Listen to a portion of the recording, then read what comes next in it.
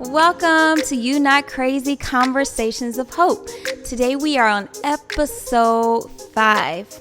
Listen, we are talking about imperfect progress, navigating perfectionism and mental health. Whew, this conversation comes up a lot when I am talking to clients, friends, and such. Listen, there is a big connection between perfectionism and the relationship with well-being. Such a complex relationship. Well, what is perfectionism? Well, perfectionism is the strive for excellency. However, that strive includes maladaptive behaviors that really get in the way of our ability to cope, to function, the way we see ourselves, the way we see others. So I want to talk about perfectionism and the various manifestations that I have seen happen. All right. So perfectionism really shows up in several different ways, whether it's something that we impose on ourselves, whether others have imposed it on us, or society. Let's be real. Social media has really imposed this idea of perfectionism. Just consider all the filters that the social media platforms allow us to do, right? And so ultimately, perfectionism has been imposed in so many ways. And so I want you to consider, how has perfectionism, if that is a trait that you carry, has been imposed in your life? Is it something that you have pressured yourself to do? Let's say that growing up, maybe you wasn't that good in sports. And so then you kept working. And although sports may not be your thing, you have decided to strive and compensate for that in so many other areas. So maybe it was self-imposed. Or maybe you grew up in a family where getting bad grades was not acceptable. Now, let's say your norm was getting A's and B's, and then all of a sudden you came home with the C, and then you received such negative feedback from your parents where there was no grace or ability to make mistakes. So we call that others impose. Or whether your parents impose for you to continue to do sports, and maybe that's something you didn't want to do, and then when you didn't want to do it, they continue to criticize you or judge you. So ultimately, there are several different ways that perfectionism can be imposed or manifested. All right, so I know I hear clients say all the time, listen, I am striving to be excellent. Right? And I feel as though setting these high standards are good. And you're right. Striving for excellency is a good thing. But again, when those behaviors impede your ability to function and it gets in the way of your well-being, that's when we may have a problem. All right. So there is a difference between healthy striving and perfectionism. All right. So I want to kind of highlight some of the traits that I see around perfectionism. And I want to kind of explain this because a lot of times when clients come into therapy, a lot of times you will hear therapists diagnose them or tell them, hey, this is what you're doing. And then clients see those as labels. But I want to kind of change your perspective on it, that it's not about labeling, but it's about building the self-awareness so that you are aware of traits that you may have picked up, that you carry, that has come about along the way. So perfectionism is one of those things we consider a trait. Okay, so that means this is how we kind of see our world through this trait. So I wanted to make sure I clarify that. So perfectionism, again, is a trait that we carry that helps us filter how we see ourselves, how we see others, and the world around us. So I wanted to kind of make sure I help you kind of see that. So oftentimes, traits that a client may carry when they are filtering their lens through the perfectionism trait or behaviors that they may demonstrate is a few things. So I want to kind of explain that because I want you to kind of see, am I a perfectionist? Do I carry the perfectionism trait? Well, first and foremost, one of the biggest traits is having exceptionally high standards for yourself and at times others. And oftentimes you find that others don't meet those expectations, and sometimes you find that you don't meet those expectations. Some other traits is clients will sometimes see that they struggle with making mistakes, or they see mistakes and errors as bad. Or sometimes they may see themselves as identifying their worth to their performance, right? So their self-worth equals or equates their performance instead of their character, identifying as their self-worth. Some other traits that I have seen with clients who carry this perfectionism trait is that they are always busy. They may struggle with just sitting down and resting because they feel as though they always have to be productive. You procrastinate. There is a big connection between procrastination and perfectionism, because when I have the perfectionism thinking, I tend to want to make sure that when I'm starting a task, that it's done in a certain way, that is considered perfect. And that can also cause me not to want to start things at all. So that's that procrastination. If I can't consider that if I'm going to start it, it's going to turn out the way I want it to. Sometimes this trait is there because people have judged you harshly in the past. If you have this trait, you may be afraid to fail. You may play it safe. You may be a people pleaser. You may be a workaholic, as I mentioned before, having a hard time relaxing. And ultimately, sometimes feeling that you need to win at all costs. And maybe having difficulty being spontaneous. All right. So these are some of the things that we consider traits. So just something to consider as you're reflecting, do I carry this perfectionism trait? So what is the root again of perfectionism? We talked a little bit earlier that sometimes it can be imposed again by ourselves, others, society, but sometimes that perfectionism evolves because of the root of fear. All right, so fear can really change the narrative of how we see ourselves, how we see others, right? And so perfectionism can, again, be rooted in fear, as well as if we've been experiences where we've been judged or criticized, that can be the root as well. I wanted to add those things. And so I said all that to say, how does that impact our well-being? Well, one of the areas is that it impacts our relationships. One of the biggest factors that come up as a result of perfectionism is the concept of people pleasing. Yes, I am an ex-people pleaser. All right, so I understand what it means to want to always show kindness, always want to show love. And I definitely believe that it's very important to be charitable, right? We're taught how to give to others first, to consider them first. But sometimes that concept without boundaries can really impact our well-being. Because one of the biggest areas of people pleasing is that we put the needs of others before our own needs. And when I do that, I'm not in tune with my needs and what I need first, because I'm trying to focus on others. And so there's a lot of drawbacks to being a people pleaser, right? So a few things, and that can affect our well-being. A few things could be not being able to say no. So that means I now overextend myself in situations because I can't say no. So now if I'm dealing with burnout, I'm dealing with resentment, that's because I have not learned how to say no.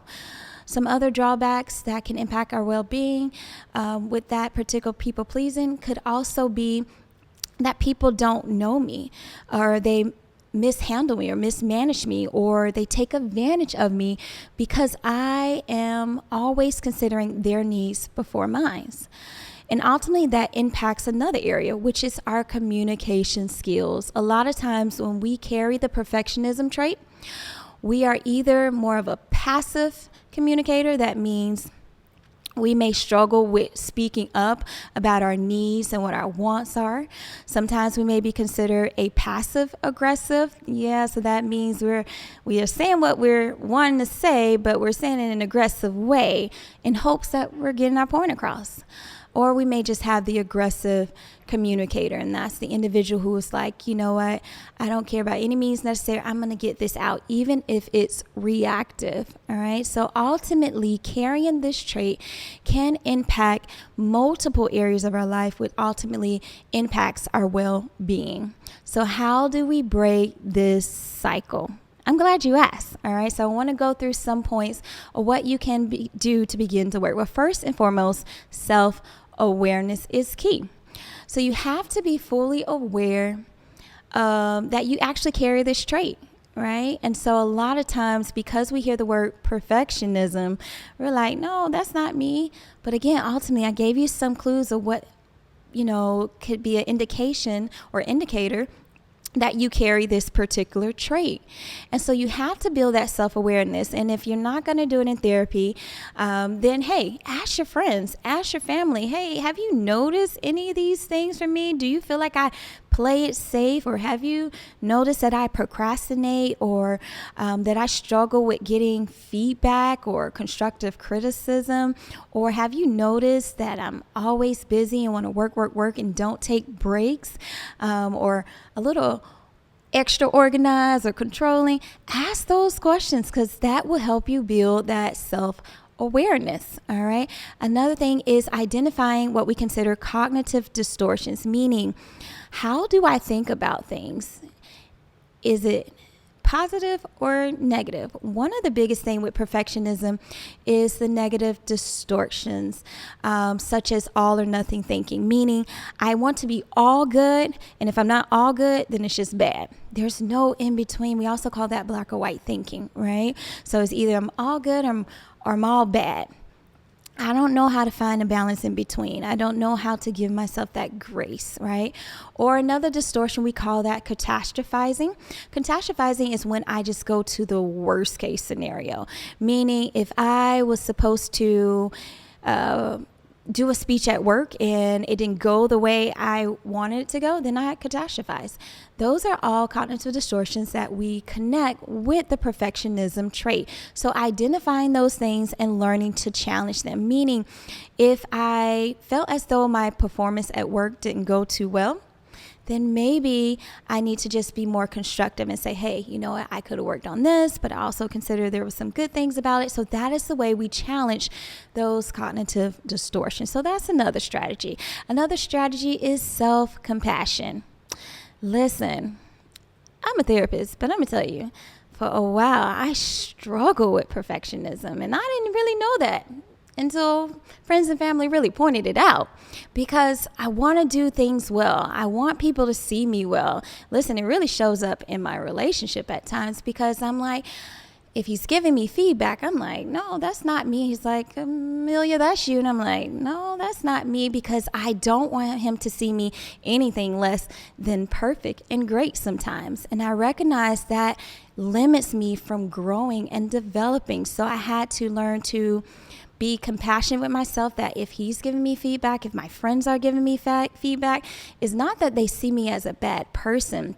Their feedback doesn't determine my character and overall their attitude as towards me as a person.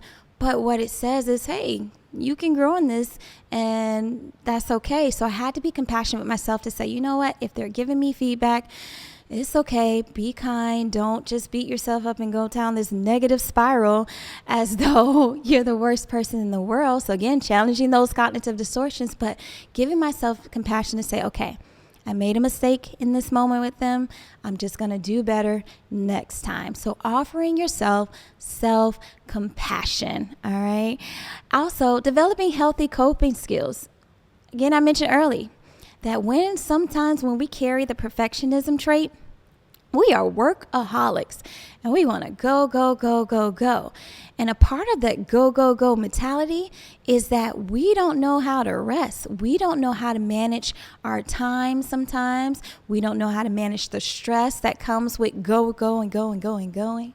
So ultimately, developing healthier coping mechanisms such as enhancing my time management skills or my stress management skills is very important if you carry the perfectionism trait, because it is important that you know when to stop, what your limits are, so that you are able to rest, so that you are giving yourself the stuff that you need, such as self-care, all right, and mindfulness, all right. So one of the biggest strategies I've learned along the way, and I teach my clients, is mindfulness.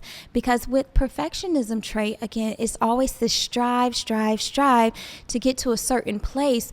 It's almost like the goalpost is always moved. It's like I meet this one target and then I move it and I move it. And I really don't take the time to celebrate my progress, to celebrate the moment.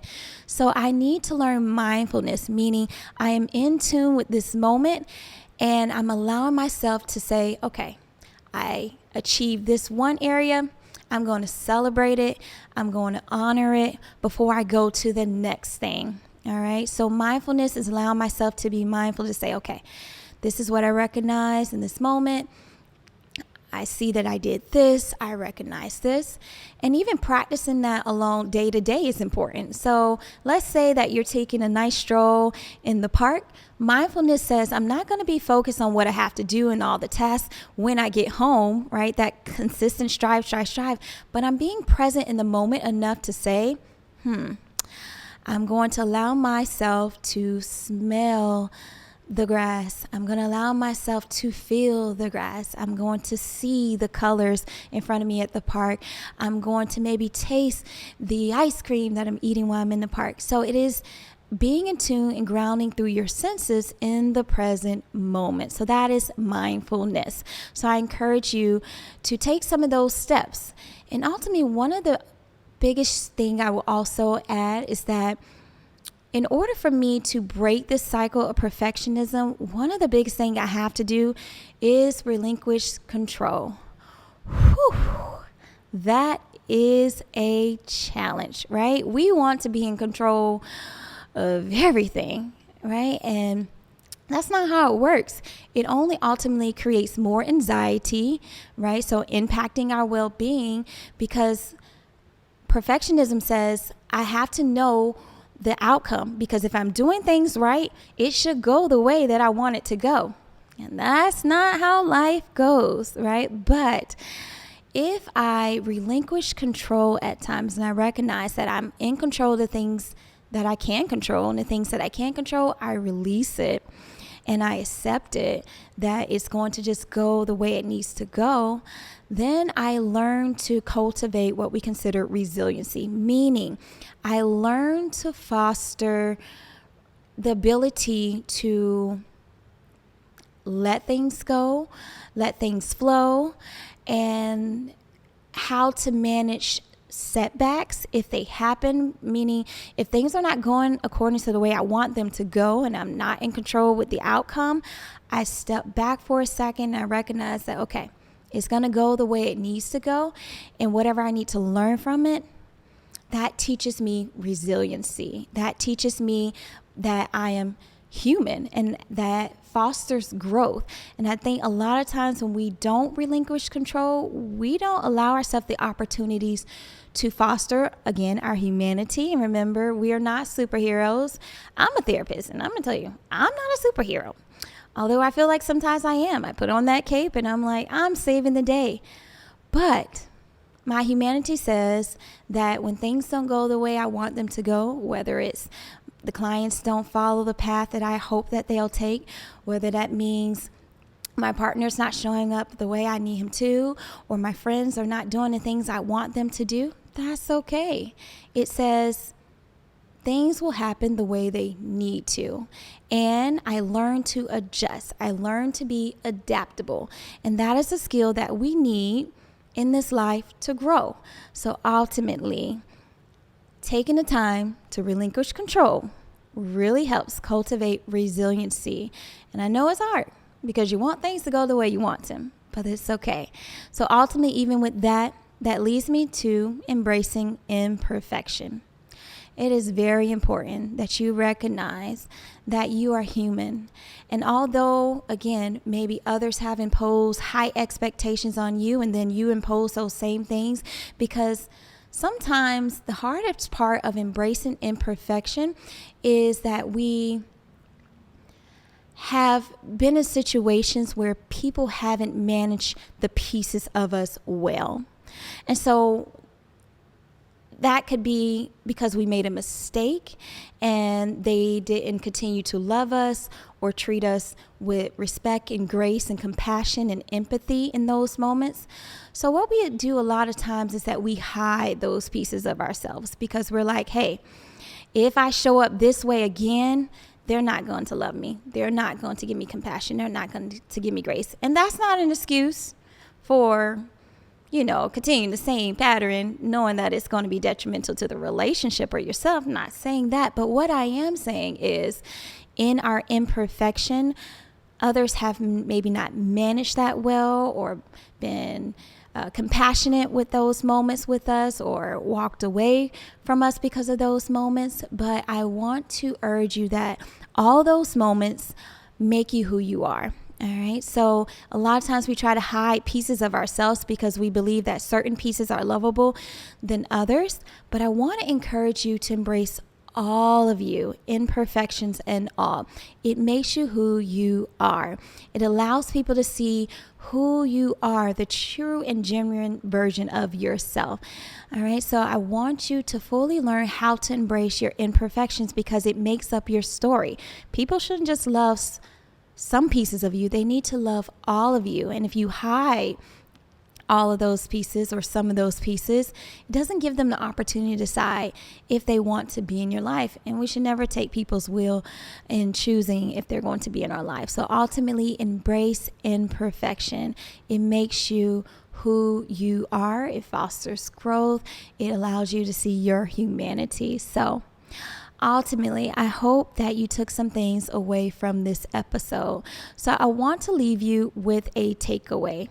Taking care of yourself is the most powerful way to begin to care for your others. All right. So in order for you to care for others, you must care for yourself.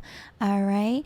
And so here's a reflection question. What ways can you prioritize self-care, practice self-compassion when you are feeling overwhelmed? All right. So something I just want you to consider. Well, thank you for taking the time to tune in, and I hope you had a moment to learn how you can navigate through the process of imperfection and perfectionism. Thank you.